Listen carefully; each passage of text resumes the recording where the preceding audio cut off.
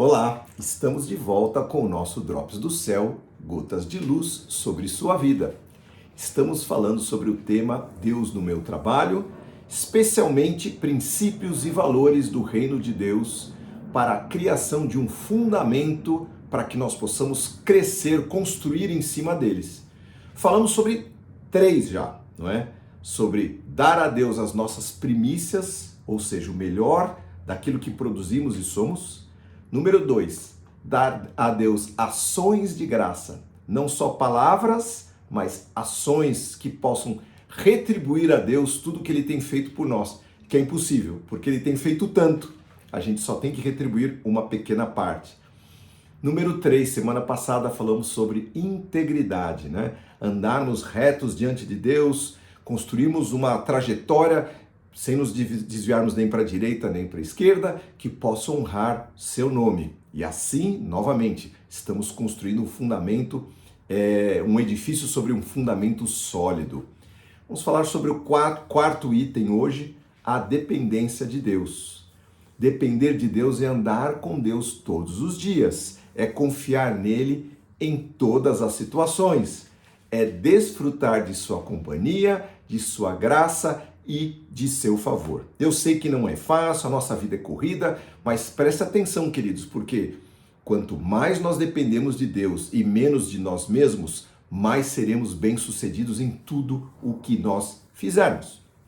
Para isso, depender requer 3 aspectos. O primeiro é a entrega. Para que a gente possa depender de Deus, nós precisamos entregar o nosso problema, a nossa situação, saber que Deus lida e conduz melhor uma situação do que nós a conduziríamos, né?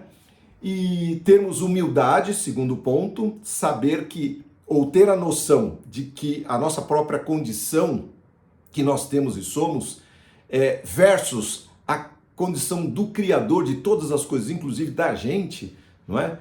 É algo que não tem comparação. Então, quando nós somos humildes para depender daquele que criou os céus e a terra, e nós confiamos então as nossas questões a Deus, Ele pode nos abençoar. E o terceiro é a perseverança, andar com Deus todos os dias. Não adianta a gente falar, não, Senhor, eu dependo, e amanhã a gente já está, e a nossa vida é uma montanha-russa de altos e baixos. O Senhor não quer assim, Ele quer que nós dependamos dEle todos os dias.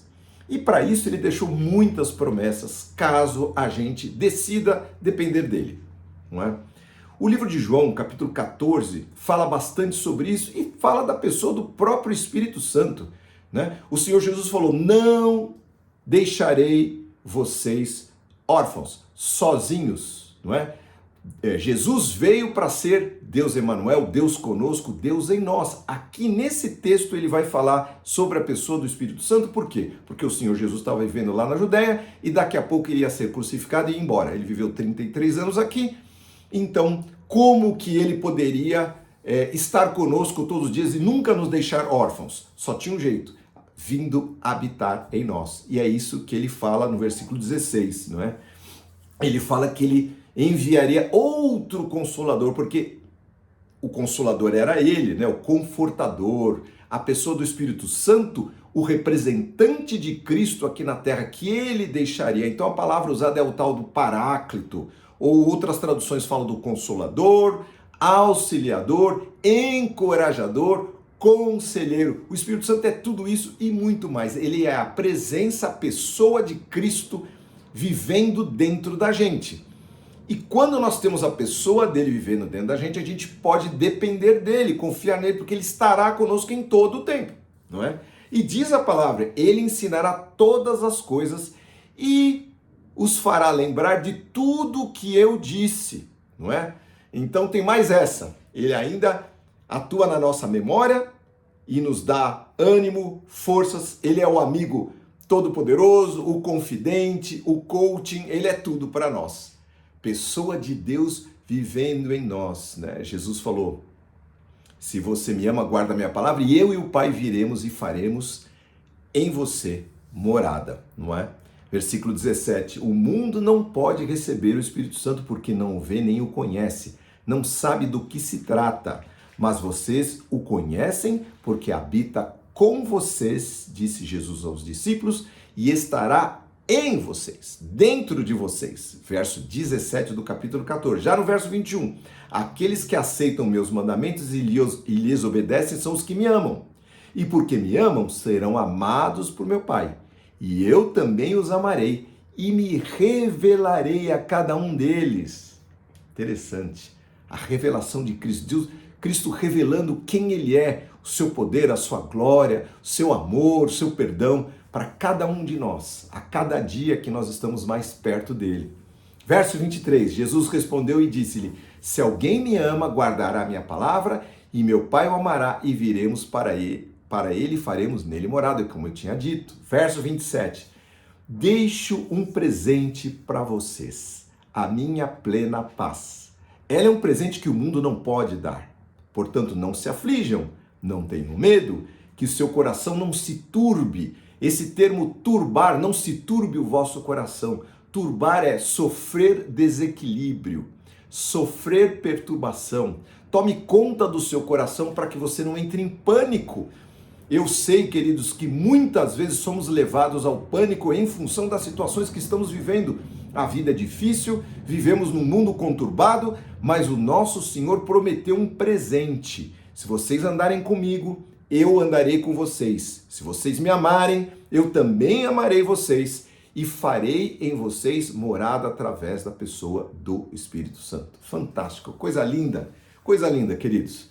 Indo um pouquinho mais para frente, outro dia eu falei num estudo desses, que eu aprendi recentemente, que o Salmo 23 ele é mais profundo do que parece. Quando diz lá, o Senhor é meu pastor e nada me faltará, o original hebraico está escrito, o Senhor é meu pastor, não me faltará.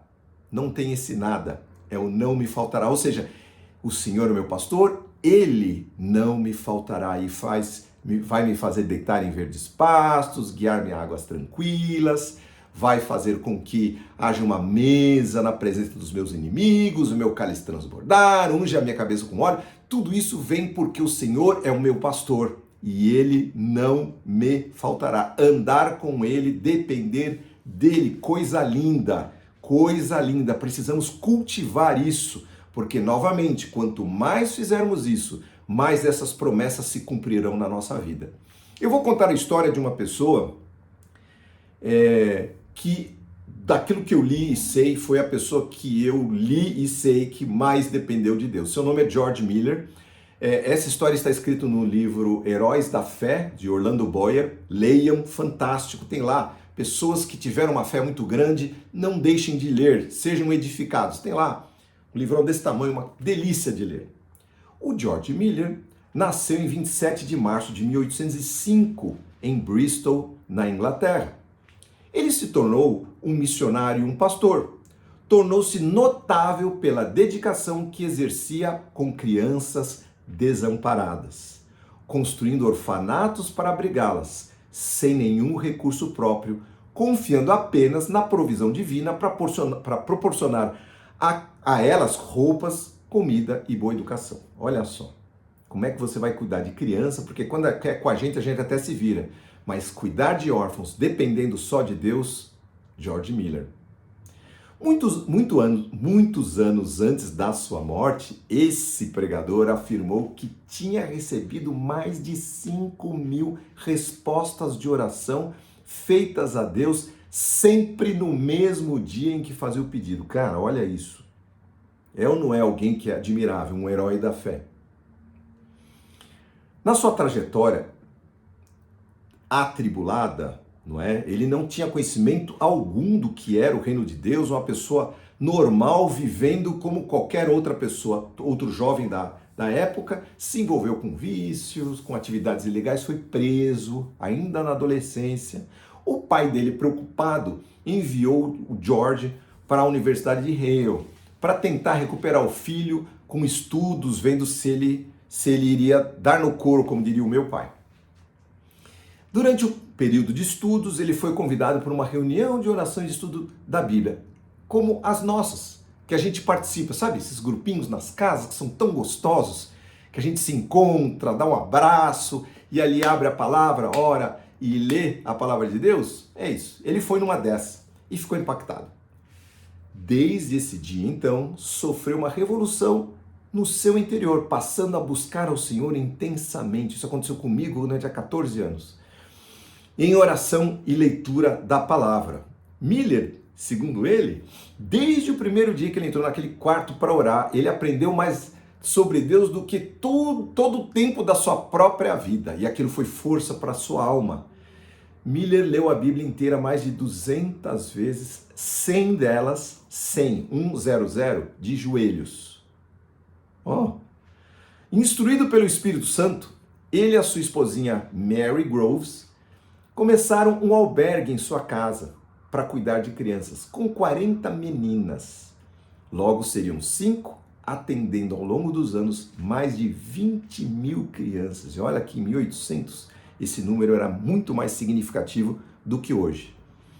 George tinha um princípio: o homem não deve confiar na sua própria estabilidade financeira, mas somente em Deus. Difícil. Assim, ele vivenciou tremendas experiências no poder sobrenatural de Deus. Constantemente, quando faltava o dinheiro para o aluguel ou a alimentação das crianças, ele entrava em seu quarto e orava até que recebesse aquele milagre que sempre acontecia. Deus, fiel, cumpria as suas promessas. Certa vez, diz a história, entregou-se a orar, pois todo o mantimento dos orfanatos havia se esgotado e não havia nada para comer, nem para ele, nem para as crianças. Pela manhã, milagrosamente, eles receberam doações que alimentou os 2.000 órfãos que viviam na época na casa por um mês inteiro. Aos 69 anos, olha só, a expectativa de vida daquele tempo era muito menor. Após anos cuidando das crianças, começou a fazer viagens missionárias para falar deste amor de Deus e da dependência que ele tinha de Deus. Pregou incansavelmente para mais de 3 milhões de pessoas em mais de 42 países. George Miller faleceu em 10 de março de 1898, aos 93 anos, deixando um legado de fé, compromisso e dependência de Cristo. Que história fantástica! Como me edifica isso? Estou muito longe disso e eu sei que você está pensando a mesma coisa. Mas, queridos, esse tipo de fé levanta a nossa barra, mostra que é possível para nós vivermos algo diferente do que nós vivemos. E o que é que nós vivemos? Murmuração, tristeza, reclamação, não dependência. A gente depende da gente, não dependência de Deus. A gente fica desesperado se os nossos braços, as nossas mãos, a nossa mente não conseguem trazer respostas. Lembre-se do que Jesus Cristo falou: busque em primeiro lugar o reino de Deus e sua justiça, e todas as outras coisas, ou estas coisas, quais? Comida, alimento, não é? Serão acrescentadas. E ele ainda termina: portanto, não se preocupem com amanhã, pois o amanhã trará suas próprias inquietações. Bastam para hoje os problemas deste dia. O quanto nós somos ansiosos, o quanto nós nos desesperamos, o quanto muitas vezes as forças externas, a leitura, as redes sociais, elas enchem a nossa cabeça de tanta coisa, as pessoas falando, e nós temos de alguma maneira parar e colocar a nossa fé em Cristo, ordenar a nossa mente, pedir, se não conseguimos pedir: Senhor, vem ordenar a minha mente, Senhor, coloca paz, essa paz que o Senhor prometeu no meu coração, esse presente, coloca a linha, Senhor, para que eu esteja dependendo do Senhor. Estava lendo o livro de Atos no capítulo 20, quando Paulo se despediu dos seus irmãos em Éfeso, ele ia para Jerusalém e todo mundo sabia que ele não ia voltar e que ele ia morrer lá, né? Eu tinha essa impressão. E ele fala assim: agora, impelido pelo Espírito, vou a Jerusalém, não sei o que me espera ali, senão o que o Espírito Santo me diz: em todas as cidades que vou, que tenho pela frente prisões e sofrimento, mas em nada tenho a minha vida por preciosa, diz Paulo, a menos que eu a use para completar a minha carreira, a missão que me foi dada pelo Senhor, me foi confiada pelo Senhor Jesus, dar testemunho das boas novas da graça de Deus. E aí ele termina falando que a todos vocês eu nunca deixei de anunciar o reino de Deus, durante 3 anos estive com vocês, nunca deixei de aconselhá-los com lágrimas, cada um de vocês, sentindo a dor de cada um. E Paulo falou: não cobicei a prata e ouro de vocês, sabe, com essas mãos eu trabalhei para prover minhas próprias necessidades e daqueles que estavam comigo. Fui exemplo constante de como podemos, com trabalho árduo, ajudar os necessitados, lembrando as palavras de Jesus: melhor coisa é dar do que receber. Então Paulo também não foi alguém que encostou, foi chupim, que usufruiu do seu ministério. Ele trabalhava, ele era fazedor de tendas e com isso ele sustentava não só assim como aqueles que estavam ao redor dele, mas ele vivia esperando aquilo que Deus tinha para ele em cada dia. Isto é depender de Deus. E terminando, queridos, eu quero contar o testemunho de uma mulherzinha que eu conheci, muito preciosa, desse tamanho. Parecia a minha avózinha, só que minha avó é um pouquinho mais rechonchuda que ela. Mas assim, morenona como eu, né? A minha avó era negra, e a irmã Nair também. E a irmã Nair, ela teve doença de Chagas. E ela andava com um atestado que as pessoas precisavam auxiliar ela a subir no ônibus, por exemplo. Ela era muito pobrezinha, a irmã Nair, uma mulher de Deus, uma mulher de oração. E ela era convidada a ir em igrejas pelo interior. Ela me ligava: pastor, posso ir nessa? Seu pastor, o senhor me abençoa. Como se eu fizesse alguma coisa para ela, ou se eu fosse o pastor da vida dela, porque o pastor da vida dela era Deus, aquele que estava cuidando dela. E deram meses de vida para ela. E essa mulher viveu 14 anos. Eu fui no enterro dela. Eu me lembro o que eu falei naquele enterro. Eu falei: irmãos, a partir de hoje, nós vamos ter que orar mais. Nós vamos ter que nos consagrar mais. Porque o Senhor recolheu ao céu um valente, uma valente que estava orando aqui, intercedendo por nós. Não é? Irmã Nair, dependendo de Deus, para tudo, para viver, para ter o hálito da vida, o sopro da vida, que para nós às vezes é tão corriqueiro, a gente acorda e já sai correndo e nem agradece a Deus pela vida que Ele nos dá a cada dia, não é verdade? Diz o livro de Provérbios, capítulo 3, confie no Senhor de todo o seu coração, não dependa do seu próprio entendimento, busque a vontade dele em tudo o que fizer e ele lhe mostrará o caminho que deve seguir. Provérbios 3, 5 e 6. Anote na sua Bíblia ou marque na sua biblinha eletrônica. Confie no Senhor de todo o seu coração e não dependa do seu próprio entendimento. Dependa de Deus. O nosso Deus é o nosso ajudador, nosso amparo, nosso refúgio, nosso provedor. Ele é aquele que provê para nós todas as coisas, não as nossas forças, a nossa riqueza, a nossa sabedoria. Ele é fiel. Quero orar com você agora. Senhor, abençoa todos que estão ouvindo neste momento e participando desta palavra.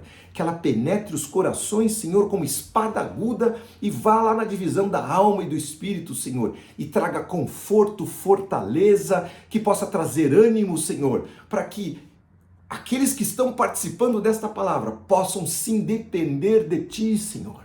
Possam entregar a Ti as suas primícias, possam ter ações de graça nos seus lábios e na sua vida e possam andar de uma maneira reta, Senhor, e depender de Ti, Senhor. Fundamentos para a construção de uma vida espiritual que está sobre a rocha. E, Senhor, ainda que soprem os ventos, corram os rios, venham as tempestades, a nossa vida está firmada sobre a rocha, que é a Tua palavra. Que assim seja para cada um, Senhor, abençoa suas vidas, seu trabalho, suas famílias, a obra das suas mãos, que eles prosperem em Ti, Senhor, firmados naquilo que o Senhor tem para nós, no Teu amor, a Tua graça, porque o Senhor é fiel. Muito obrigado, Senhor, em nome de Jesus. Amém. É isso, queridos. Essa é a palavra que Deus tem para a sua vida hoje. Que Deus te abençoe. Se você gostou, curta aí. Se você quiser fazer comentários, mande as suas perguntas, suas dúvidas. Comente aí se você depende de Deus, o quanto você depende, se você tem alguma experiência para contar.